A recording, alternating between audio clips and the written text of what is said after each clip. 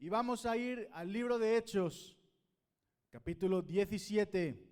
Vamos a leer los versículos 16 y 17.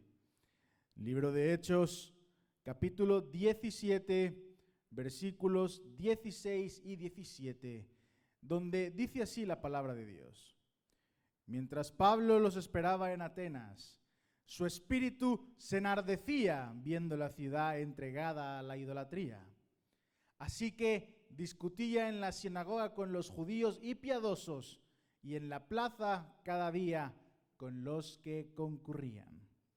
Vamos a leer de nuevo el versículo 16 donde dice: mientras Pablo los esperaba en Atenas, su espíritu se enardecía viendo la ciudad entregada a la idolatría. Yo creo que si yo les pregunto a todos, ¿saben qué significa esa expresión de se enardecía? Seguramente algunos por el contexto puedan entender qué significa, aunque no sepan el significado actual de la palabra. Pues déjeme decirle que de ahí va mi sermón de esta mañana con todos ustedes. Y por eso, con palabras que entendemos todos, le doy el título de mi sermón de esta mañana: Espíritu apasionado. ¿Cuántos tienen un espíritu encendido? ¿Cuántos tienen un fuego en sus corazones? ¿Cuántos creen que ese es el espíritu y quieren avivarlo más? Pues tome su asiento dando un gloria a Dios.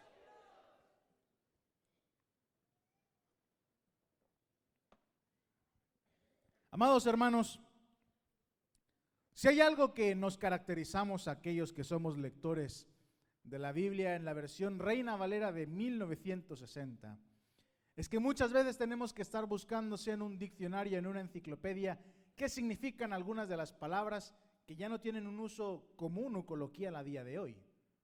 Si no, mire esta misma.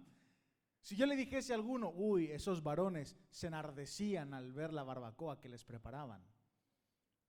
Para algunos dirán, bueno, sonará bonito, sonará romántico casi, pero claro, si yo les empiezo a decir en un idioma más común y corriente de a día de hoy, todos esos varones estaban apasionados al ver esa comida que le estaban preparando en la barbacoa. Lo entienden mucho más fácil, ¿cierto?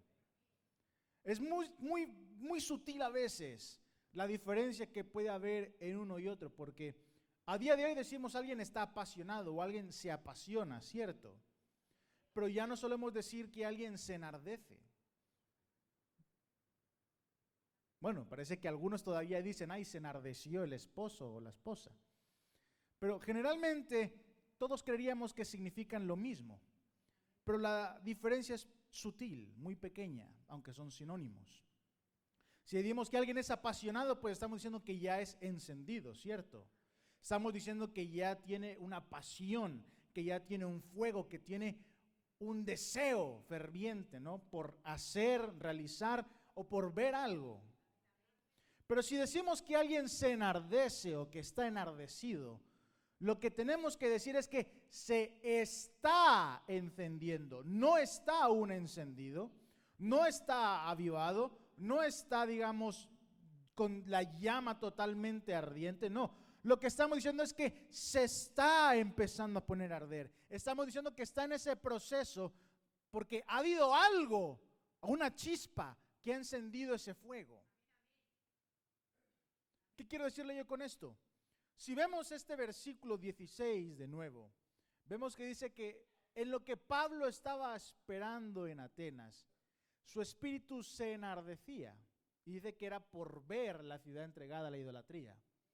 Si yo les dijese a todos, no, en lo que Pablo estaba esperando, se apasionó, ¿no? Me lo entenderían, ¿cierto? ¿No? Pero todos entenderíamos que se encendió, ¿cierto? Pero la Biblia está diciendo que se enardecía, está queriendo decir que se estaba encendiendo, que había pasado de un momento, como digamos, tibio, normal, a un momento de fuego encendido. Está queriendo decir la Biblia que hubo algo que hizo que Pablo reaccionara. Hubo algo que creó en él una reacción para que pasara de estar de una forma habitual, de una manera común en su día a día habitual, a pasar, como diríamos todos, de 0 a 100.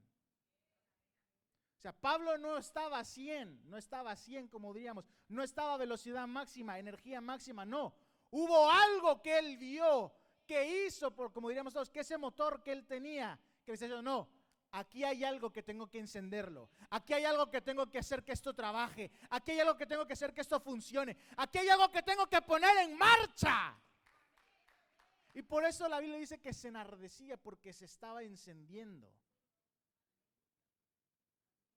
Y generalmente, amada iglesia, nosotros deberíamos ser similares. ¿Por qué? Porque generalmente siempre decimos, no, es que yo soy apasionado, soy tal. Pero la pregunta ¿es usted apasionado todo el tiempo? 24/7, los 7 días de la semana, las 55 semanas. O sea, constantemente no hay un momento en el que usted esté más triste, no hay un momento en el que usted esté relajado, no hay un momento, o usted es como ese conejito de Duracell que está que no puede parar todo el tiempo y está de mover. Todos tenemos tiempos donde bajamos la marcha. Todos tenemos tiempos donde queremos descansar porque estamos cansados, ¿no? Porque si no fuese así, hermanos, pues trabajen 24 horas. Ahí dígale al jefe, yo te trabajo las 24 horas de lunes a viernes y te descanso sábado y domingo. Ya dice la mujer, no voy a venir desde el lunes hasta el sábado. De lunes a viernes voy a estar fuera, no me vas a ver, voy a estar trabajando. Pero es cierto que ninguno de ustedes aguantaría ese ritmo. A las 8 horas ya está, Señor, dame un descanso. Es normal porque no podemos tener esa energía, esa pasión, esa efectividad, incluso esa concentración no puede ser constante. Por eso lo que tenemos que hacer todos como personas es tener, como diría todo, una llave, una mecha, un punto de encendido, que cuando uno encuentra o descubre o se da cuenta de algo, es capaz de encenderse. Y esto es lo que necesitamos todos para ser una iglesia apasionada, para tener un espíritu apasionado. No significa ir a cada rato detrás de cada persona. Oye tú, mira cómo. No. Porque algunos pensaríamos, no, a cuantos más detrás vaya, a cuantos más les griten en las calles, cuantos más folletos dé, cuantos más atosiguen. No, eso no funciona, hermanos. Aparte de que usted asuste a alguien y tal vez le pongan una orden de alejamiento, lo que uno necesita es, a veces como si fuese uno un cazador, ser paciente. Y cuando se encuentra la oportunidad, cuando uno descubre que alguien está atento a lo que uno le quiere hablar de la palabra, cuando uno descubre que alguien está interesado y dice, oh, de verdad, pues cuéntame más, ¿o qué es eso? ¿O por qué dicen que aleluya y tal? Cuando uno empieza a descubrir que está la posibilidad, ahí sí, toca actuar. Porque uno ve que es receptivo, porque uno ve que uno puede empezar a plantar la semilla del evangelio, porque uno ve que no va a ser un trabajo que va a ser en balde. Porque a todo el mundo hay que predicarle. Pero usted no va a pasar un día entero con todas las personas que usted se encuentre, ¿no? Usted va a pasar la tarde, la mañana, el día con aquellos que usted vea que están interesados, ¿cierto? Si no, le pongo un ejemplo. Todos conocemos Pablo, Pedro, Juan, todos cuando ellos predicaban, ¿no? Que dice la Biblia que ellos predicaban en las sinagogas, en las calles, frente al templo, en las plazas. Si no, mire aquí en este caso de Pablo, dice que él predicaba en la sinagoga a los judíos y piadosos y en la plaza para todos los que pasaban por ahí. Muy bien. Si yo le preguntase a usted, ¿usted cree que cuando Pablo predicaba, sí, él lo hacía, como diríamos todos, ya para pasar con todas las personas uno a uno, 1 hora, 2 horas, 3 horas?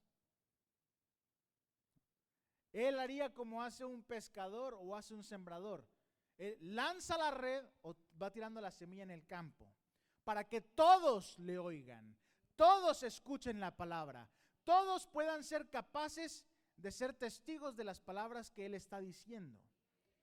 Pero póngale que habían, yo qué sé, 50 personas en la sinagoga. ¿Usted cree que los 50 le van a decir, cuéntanos más, Pablo, dime más?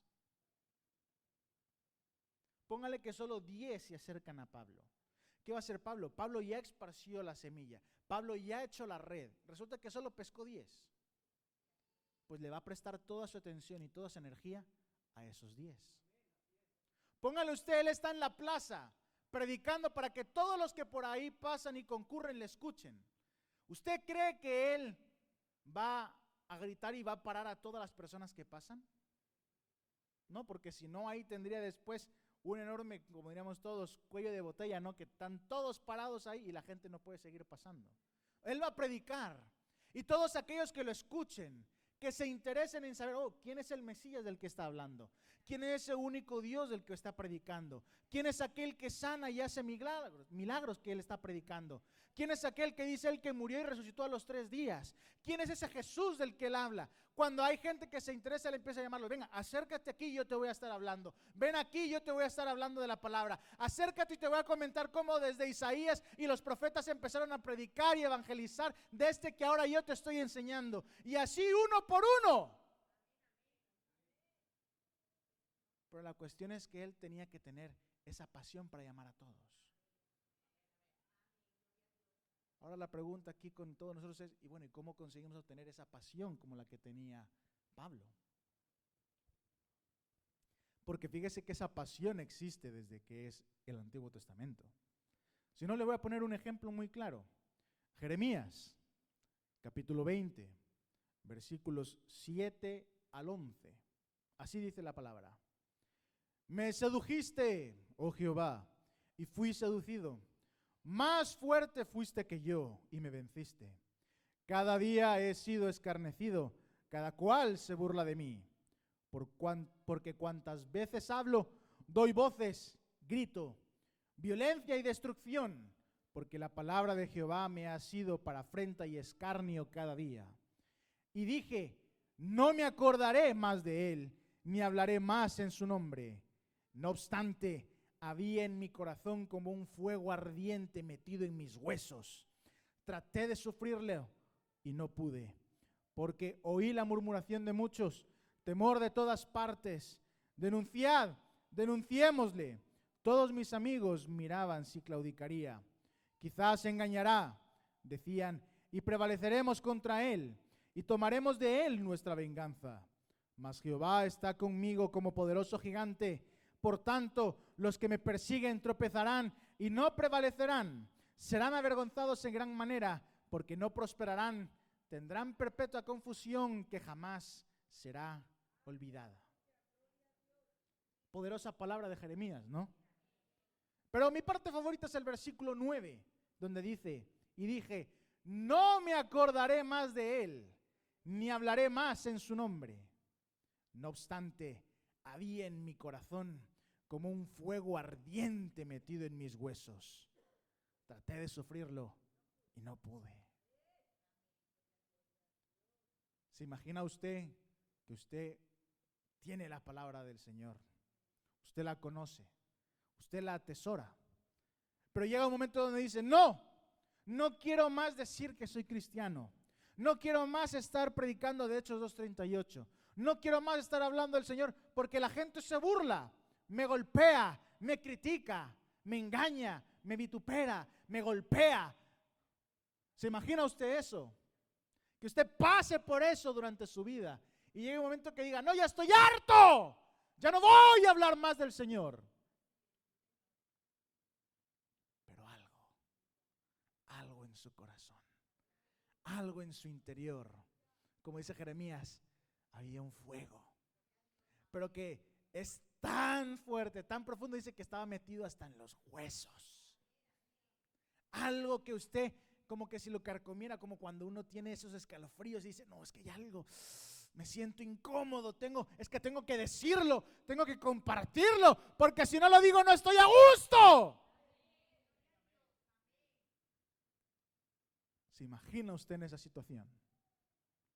Esa es la que tenía Jeremías, que él había estado evangelizando, había estado predicando, había estado profetizando. Y para el que crea que evangelizando es incorrecto, no, evangelizar significa buenas nuevas. O sea, también las daba. Pero póngase a pensar, ¿cómo sería posible que alguien, no, sufra tanto por lo que habla, por lo que predica, por lo que enseña. Y uno dice, no, que ya, ¿para qué más hablar si me golpean, me critican, soy torturado, soy escupido, soy maltratado? Pero algo en tu interior, algo en tu interior te está diciendo, es que no es bueno, es que tienes que hablarlo, tienes que decirlo, tienes que compartirlo, tienes que vivirlo, tienes que actuarlo, tienes que creerlo, tienes que compartirlo. Porque si no, no te vas a sentir bien. Porque sabes que después de todo, y por eso lo dice Jeremías, Jehová está conmigo como poderoso gigante. De ahí que decimos, si Dios es con nosotros. No lo decimos por decir, sino porque hay algo detrás que nos motiva, que nos recuerda, es que lo que haga el mundo después se va a quedar en el mundo. Porque hay alguien más poderoso, más grande, más importante, que algo nos ha prometido a todos que será más allá. Por eso decimos, si Dios es con nosotros. Por eso es que el mismo Pablo decía, es que para mí, fíjese, él les decía, es que si yo no fuera por predicarles, porque así lo decía Pablo, es que si no fuera por predicarles, si no fuera por compartir con ellos, no fuera por enseñarles, dijo, me hubiera muerto, me hubiera ido ya con el Señor. Porque él lo dijo, ¿no? Para mí el vivir y el morir es ganancia. Fíjese que le diga, para mí el vivir es Cristo. Pero si no vivo y muero, morir es ganancia. Y no porque fuese un masoquista o alguien que le encantase sufrir, no, sino porque él decía, es que si yo vivo, yo me siento a gusto porque en mi vida está Cristo. Predico de Cristo, enseño la palabra del Señor Jesús, evangelizo la vida del Señor Jesús, comparto las enseñanzas del Señor Jesús, vivo como intentó vivir Él, seguir los pasos que Él hizo. Pero si muero, me voy con Él.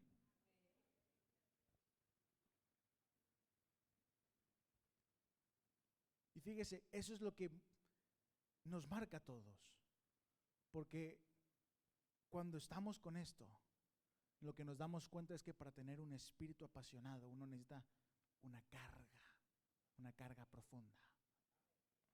Porque Pablo se encendió, dice la palabra que es por ver una ciudad entregada a la idolatría.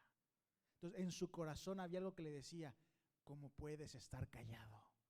¿Cómo no puedes predicar cuando estás viendo a todas estas personas que no conocen del Señor?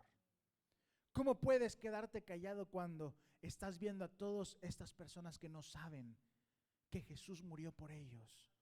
¿Cómo puedes estar en silencio cuando no ves que todas estas personas no saben que solo hay un único Dios verdadero y que el resto no son reales? Por eso es que se encendió esa llama en el corazón de Pablo y decidió predicar. La pregunta es en nosotros. ¿Tenemos esa mecha para encender esa llama, esa pasión? Porque fíjese, por poner un ejemplo, ¿cuántos creen así a lo largo de la vida que podrían llegar a estar en el cielo? La pregunta sería, ¿creen que se lo han merecido?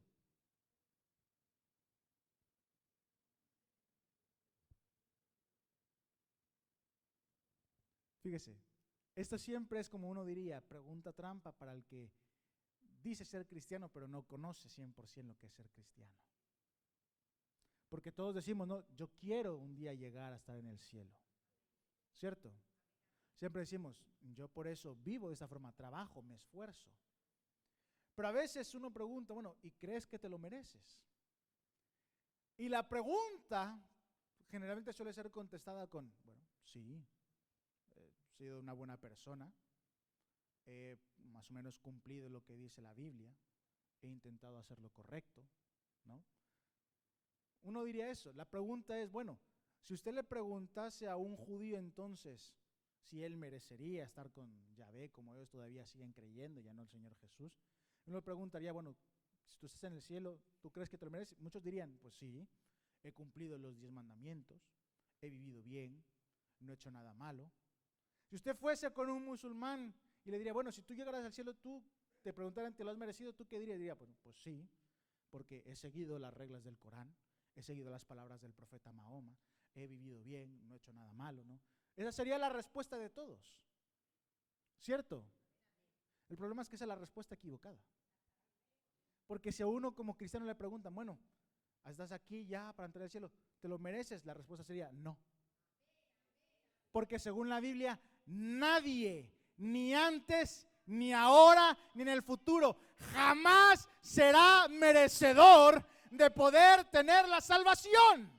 Porque por eso consta la palabra como salvación, porque nadie la merecía, nadie jamás la merecerá, por mucho que intentemos decir soy bueno, soy tal, no, eso no te hace merecedor. Por eso es que la Biblia dice que no son las acciones, que nadie será justo ni salvo por sus acciones. Y si uno dice, bueno, pues seré salvo por la fe, no. Porque si fueses uno salvo por la fe, entonces judíos también serían salvos por fe, según lo de ser judíos. Musulmanes serían también por ellos, porque todo el mundo tiene una fe, tiene una creencia. Uno no es salvo tampoco por la fe. Uno vive por la fe, pero uno no es salvo por la fe. Uno es salvo porque Dios murió por uno. Te entregó la salvación. Y después uno vive correctamente y busca de Dios para mantener esa salvación. Porque si uno lo ve bíblicamente, uno diría, bueno, Dios murió en la cruz para nuestra salvación. Con lo cual, según como lo presenta Él, todos seríamos salvos. Muy bien, pues si todos seríamos salvos según la cruz, entonces la pregunta sería, entonces, ¿para qué nos congregamos? ¿Para qué nos bautizamos? ¿Para qué decimos recibir el Espíritu Santo? ¿Cierto? Muy bien, se lo voy a poner fácil, para que me entienda usted la parábola más o menos moderna, por así decirlo, ¿no? Póngase que el cielo fuese como un parque de atracciones, ¿sí? Todos me entienden esta figura, ¿no? Muy bien.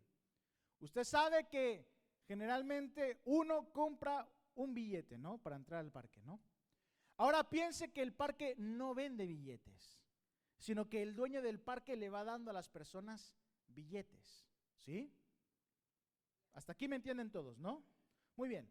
Imagínense entonces, el parque es el cielo. El Señor es el dueño. Ese ticket para entrar es la salvación, ¿no? Muy bien. Pero resulta que cuando uno va a entrar le dicen, no, es que para que el ticket sea válido, ¿sí? Para que el ticket te valga, necesitas unas estampitas, ¿sí? Muy bien. Imagínense, primera estampita, bautismo. Segunda estampita, Espíritu Santo. Tercera estampita, predicar el Evangelio y vivir según como lo manda el Señor Jesús. ¿Sí? Entonces, usted tiene las 3 estampitas que le está diciendo, como tiene esas 3 estampitas que las ha pedido el dueño para que todos los que entren sean personas como él busca, no solo que él esté repartiendo, no, sino que cumplan los requisitos que él quiere para sus clientes, uno entra. Porque usted sabe que si uno va a un restaurante de lujo, o un hotel lujoso, ¿no? O un sitio de más clase, todos dicen, no, nos reservamos el derecho, ¿no? Ustedes lo saben, ¿no? O sea, algunos establecimientos le dicen, nos reservamos el derecho de recibir o no, o atender o no a clientes. Imagínense, el cielo es igual. La puerta está ahí, ¿no? El Señor ya a todo el mundo le estaba repartiendo los tickets. Pero para entrar, claro, se reserva el derecho a atender a solo las personas que cumplan los requisitos. O sea, no es que solo la entradita te valga, no. La entradita es porque el Señor quiso dar. Pero que Él te reciba es otra cosa. Hasta aquí entendemos todos, ¿no? Muy bien, ahora la pregunta es, si usted resulta que ahora usted también puede repartir tickets porque le acaban de dar una enorme caja con un montón de tickets, y usted le puede estar diciendo a la gente, mira, este ticket, como a mí me lo regalaron, lo comparto contigo para que conozcas, ¿sí? Usted le va a decir a todo el mundo que el ticket es para ir a ese sitio tan especial, ¿verdad? La pregunta es, ¿se va a callar usted que necesita las estampitas también para entrar? ¿Que necesita unos requisitos? Si usted no habla de los requisitos, pues va a mandar a un montón de almas desvariadas, porque en la entrada los van a decir que se den la vuelta. Ahora imagínese, Pablo, él tiene su ticket, ¿no? Tiene sus estampitas. Y él está viendo todo el mundo y en su visión espiritual ve que todo el mundo tiene un tiquecito. Porque todos, por el sacrificio del Señor Jesús, son salvos, ¿no? Todo el mundo, porque Él murió para salvar a todo el mundo, no solo los cristianos. Los cristianos son los que deciden aceptar eso. Pero Él murió para salvar a todo el mundo. Pero como digo, ahora, según esa visión espiritual de Pablo, él ve que todo el mundo tiene ticket, pero no todo el mundo tiene las estampitas. Entonces, claro, él para sí diría, ¿cómo puedo quedarme yo callado y no decirle al mundo, decirle a estas personas, hey, que alguien, ese que murió por ti para darte ese ticket, ese que te está invitando, no te quedes con eso porque puso reglas para entrar, puso condiciones. Y como yo quiero que te sea válida la entrada, yo quiero que tú puedas tener la oportunidad de entrar, como yo quiero que tú también puedas estar alegre, gozoso de esa oportunidad, te voy a estar contando los requisitos, te voy a estar enseñando cómo vivir correctamente, te voy a marcar las reglas para que así también tengas el derecho de entrar. ¿Me han entendido más o menos, no, la similitud? Muy bien, ahora imagínese usted. Nosotros sabemos que el mundo no es así. El mundo, si alguien tiene un privilegio, no le va a decir al resto del mundo, ah, mira, yo tengo este privilegio porque he hecho esto. ¿Cierto? ¿Cierto o no, amada iglesia? No lo sabemos, ¿no? Sino como uno diría, ¿por qué los ricos se hacen más ricos y los pobres se hacen cada vez más pobres? Y uno lo puede ver. Y hay reglas así de todo, de leyes, de economía, que hay ciertas cosas que solo se pueden cumplir cuando se tienen ciertos requisitos. Si no, le pongo un ejemplo. Rápido, 30 segundos. ¿Quién conoce aquí quién es Donald Trump? Todo el mundo al menos le suena el nombre, ¿no? Muy bien. Dice, algo por lo que fue criticado, que sorprendió a muchas personas, pero que después no se siguió, al menos no mucho, es que él cuando estaba en un debate presidencial contra Hillary Clinton, le están diciendo, no, pero es que él no paga ciertos impuestos, él no hace ciertas cosas, ¿no? ¿Sabe cuál fue su respuesta? Pues claro, dijo, si hay reglas que me permiten hacerlo, pues claro que voy a evadir pagar impuestos, claro que no voy a hacerlo. Otro dijo, el problema es que son reglas que los que estamos aquí arriba las conocemos y como lo hago yo, lo haces tú, el que te ha votado también, el que te ha mandado también. Todo el mundo se quedó, wow, como diría, qué valor, ¿no? Reconocer ante todo el mundo, sí, yo no pago mis impuestos, o ciertos impuestos, porque me lo puedo permitir, porque hay ciertas reglas que me lo dejan. La cuestión es que usted después escuchó de algún lugar, ah, estas son las reglas para que los ricos no paguen impuestos. A que en ningún sitio escuchó o vio una lista de cómo hacer lo mismo que hizo Trump o hace Clinton o cualquier otro.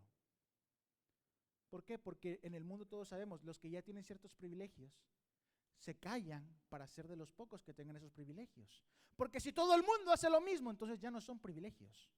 ¿Cierto? ¿Cuál es la diferencia con el cristiano? El cristiano vive un privilegio, que es conocer que él va a ser salvo. Conocer que él tiene un Dios poderoso que murió por él.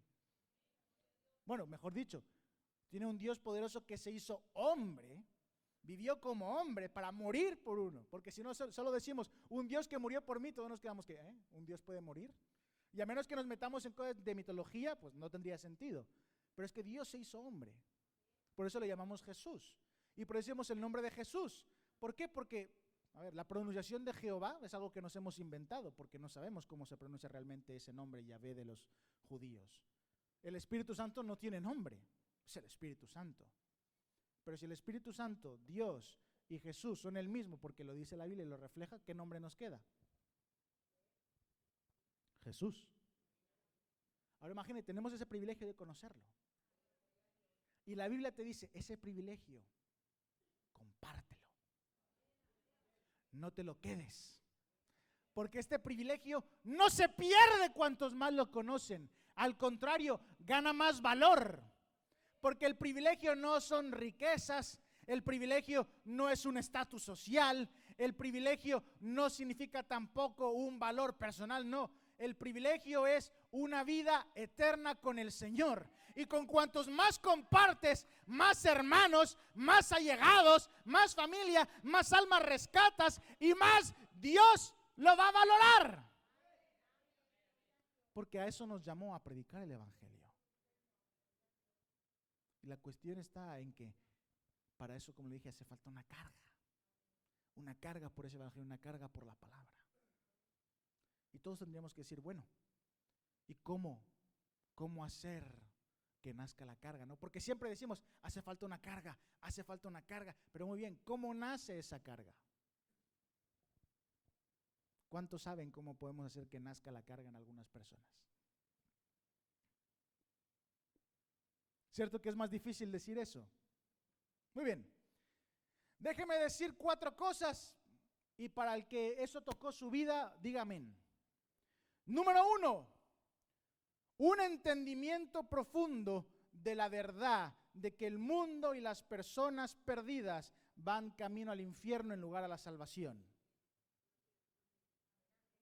O sea, hay algunas personas que saber, yo me voy a salvar, pero otros se están perdiendo, eso les crea una carga. Muy bien, voy a ponerle alguna segunda razón. Un deseo y pasión por hacer la voluntad de Dios con un corazón puro.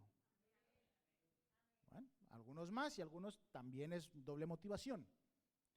Número 3, amar al Señor por ese amor que compartió con uno y querer que otros también experimenten ese amor que nadie más les va a dar. Bien, más o menos. Número 4, un amor profundo por los prójimos, así como Dios nos pidió que los amáramos. Muy bien. Si alguien dice, pero pastor,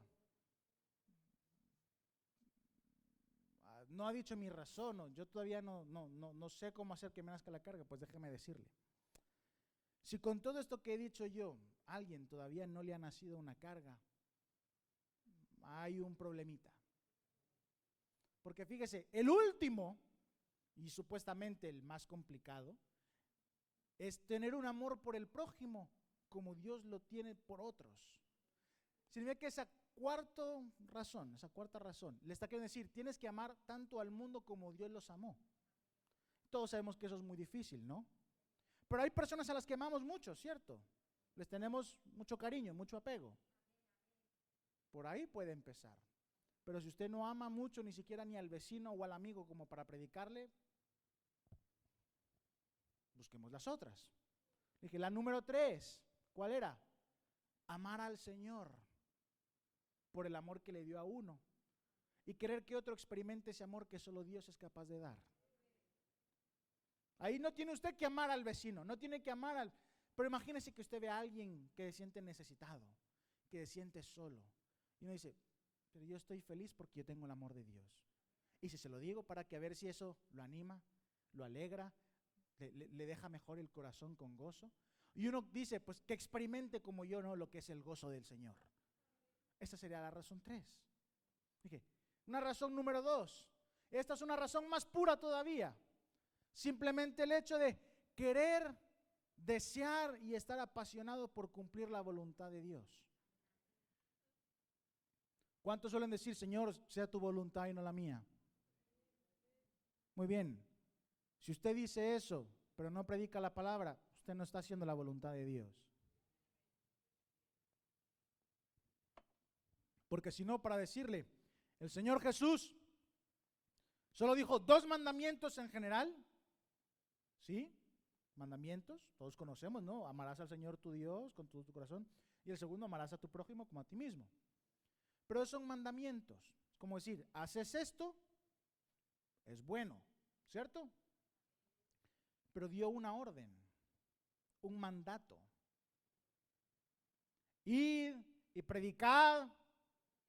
Usted se lo puede saber, ¿no? Usted se sabe ese versículo. Usted lo puede completar, ¿cierto? Muy bien. Si usted dice y alguna vez le ora al Señor, Señor, tú sabes, yo quiero esa bendición, porque al final de todo yo sé, hágase tu voluntad y no la mía. Usted está predicando. Si usted no está predicando, se está engañando a usted y está engañando a Dios antes siquiera de estar empezando la oración. Porque la voluntad de Dios es que prediquemos. No solo que amemos, que esos fueron sus mandamientos que Él habló con los discípulos y con todo el pueblo, no. Ya con los discípulos, cuando antes de que Él subiera al cielo, dijo, haced esto, id y predicad a todo el mundo, a toda criatura. Señor, hágase tu voluntad, ¿dónde quieres que vaya a predicar?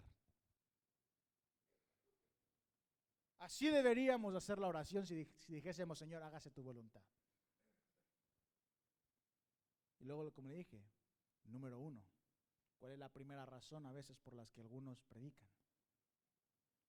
Y no es un poco como era antes, de estar yendo con la vara, no a corregir. ¡Te vas a ir al infierno! No, nada de eso. Sino es por compartir las personas primero el amor de Dios. ¿Por qué? Porque conociendo ese amor, uno dice, mira, Él te amó porque Él quiere librarte de esto. Él quiere que no lo sufras. Él quiere que no lo vivas. Si no, fíjese, ¿se acuerdan cuando estamos aquí predicando del Apocalipsis? ¿Cuántos se acuerdan? ¿Se acuerdan que estamos diciendo que el Señor, el Apocalipsis en sí, a partir de lo que sería casi capítulo 5, 6, 7 en adelante, cuando empiezan ya lo de las trompetas, ¿no? Las copas, todo eso, ¿no? Sabemos, ¿no? ¿No ve que decimos que eso era la ira de Dios? ¿Sí? ¿Se acuerdan? Y que estábamos viendo también que desde antes, que decíamos que de la ira de Dios no hay escapatoria. ¿Se acuerdan? Y no se acuerdan también que estábamos leyendo que precisamente a su pueblo, sus hijos, ¿no? Se les predicaba y lo estaban diciendo Pablo, lo estaban diciendo Pedro y todos, que era para salvarnos de la ira de Dios. ¿Se acuerdan también algunos? Y si no, yo les estoy aquí recordando. O sea, ¿no cree que incluso a la hora de predicar, en lugar de estar diciendo que te vas al infierno, que no sería mejor decirle, mira, Dios murió porque te amó tanto que te quiere librar de esto? Dios te ama tanto que Él dio su vida y nos ha predicado para dejarnos aquí un instructivo de cómo librarme del apocalipsis, cómo librarme de la ira de Dios, cómo librarme del infierno. ¿No cree que eso sería mejor? En lugar de decirle a alguien, el diablo te está preparando una camita especial a su lado. Por mucho que uno lo quiera decir chistoso y hacer que alguien se ría, a ver, que usted le quiera decir, el diablo quiere que sea su compañera de habitación, no va a gustar tanto como que Dios murió para librarte de su ira. ¿Cierto? ¿A usted qué le gustaría que le dijesen Dios te ama o cuidado que vas al infierno?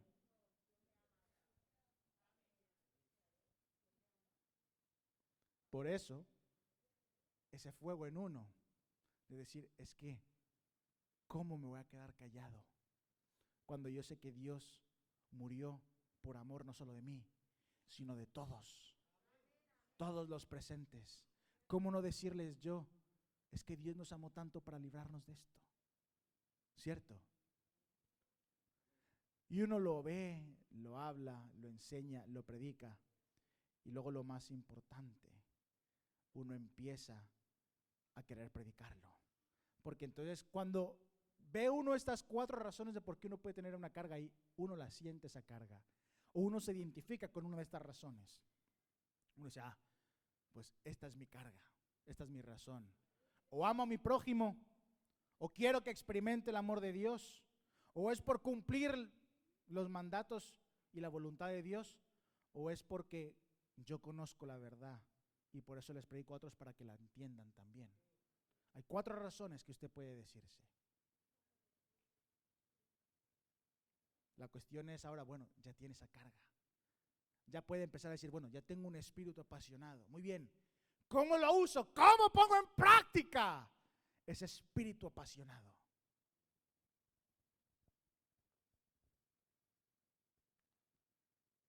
¿A cuántos les gusta la evangelización?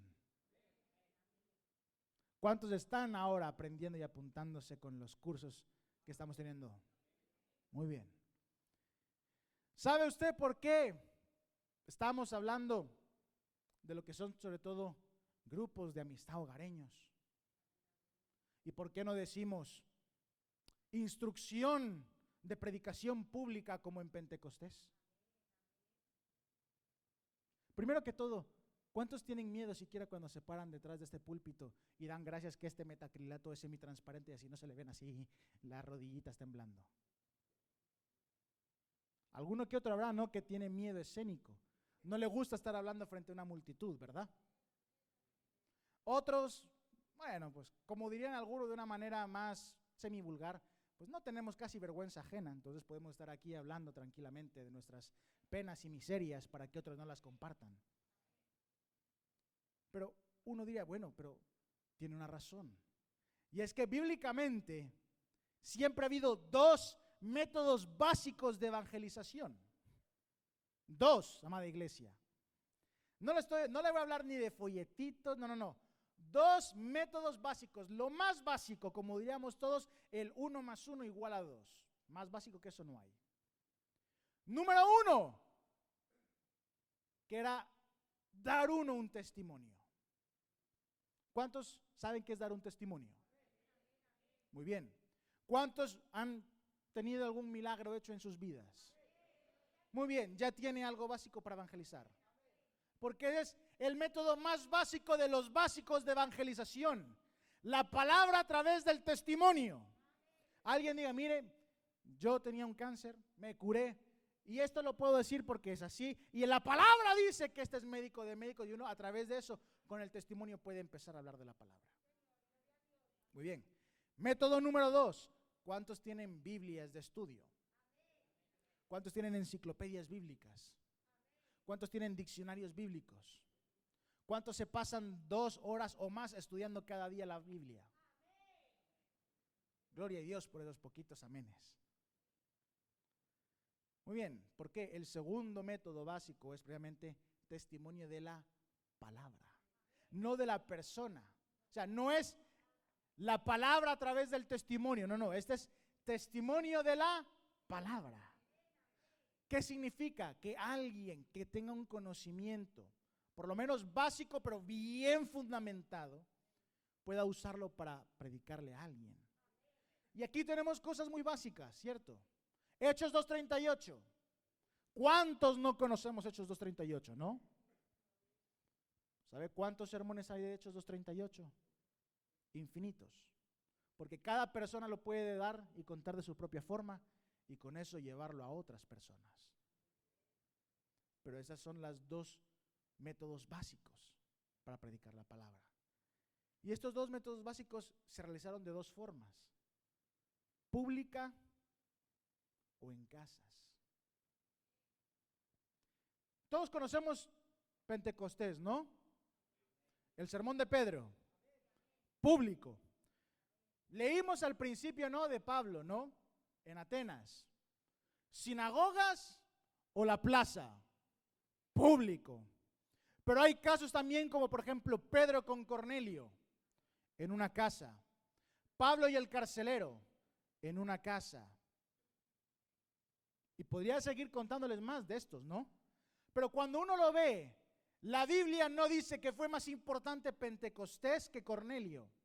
Ni tampoco dice con Pablo que fue más importante en Atenas en la plaza o fue en la casa del carcelero. Cuenta ambas historias porque ambas son igual de importantes. porque la evangelización se hacía de las dos maneras, o pública o en las casas. Por eso encontramos en la Biblia dos palabras. Una es demosios, que significa público, en abierto o en un lugar de reunión. Y la otra es oikos. Esa palabra griega significa casas. También puede significar habitación o también puede ser mencionada como lugar de familia.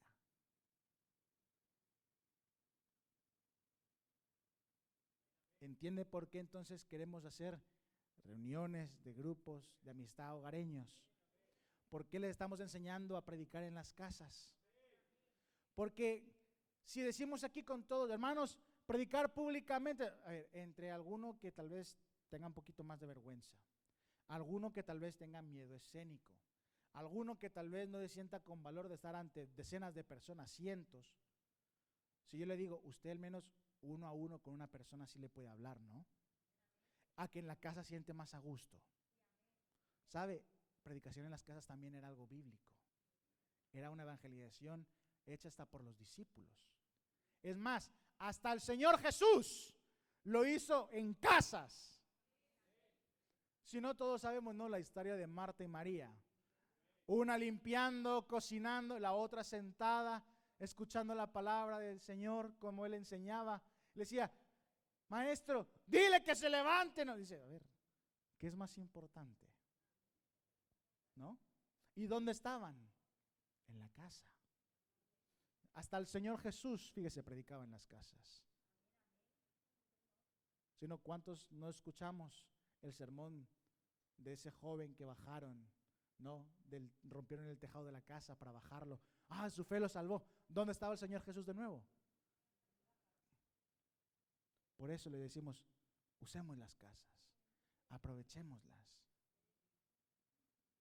Porque, irónicamente, la base con la que el Señor creó al hombre fue a través de familias. Y así lo leemos a través de la Biblia, ¿cierto? No decían hijo de tal, hijo de tal, hijo de tal, ¿cierto? Solo en unos pocos casos decía que era de tal región o era de tal pueblo. Siempre se mencionaba que era hijo de, porque daban más valor a la familia de quien era. Porque la familia era el núcleo familiar, era ese punto importante. Ahora imagínense que nosotros digamos, prediquemos en las familias, prediquemos en las casas.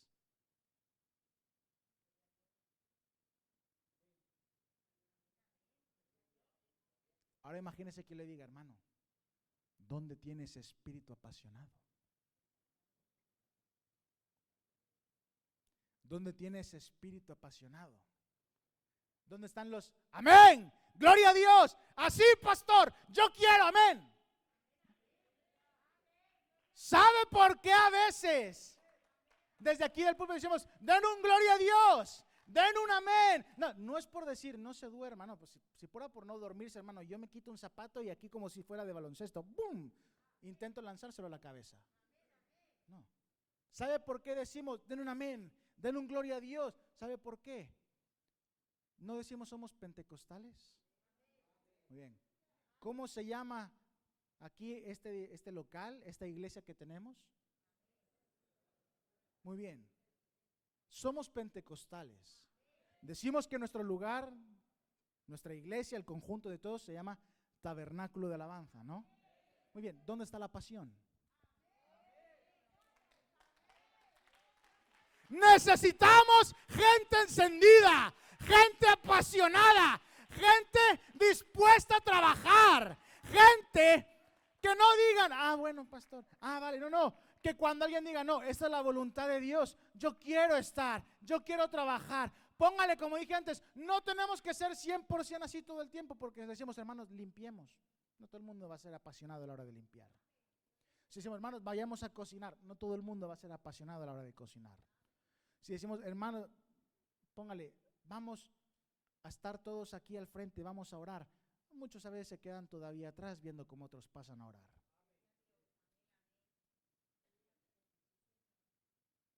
Fíjese, cada vez uno podría dar más ejemplos, pero la cuestión es, ¿Por qué se dice todo esto? ¿Por qué se hacen llamamientos? ¿Por qué se piden gloria a Dios? ¿Por qué estamos con alabanza? ¿Por qué estamos con adoración? Porque queremos que todo el mundo se encienda, se motive, se apasione, se levante, se engalanarde, ¿no? Se vista, se arregle y le diga al Señor: Señor, sea tu voluntad y no la mía, con un espíritu apasionado.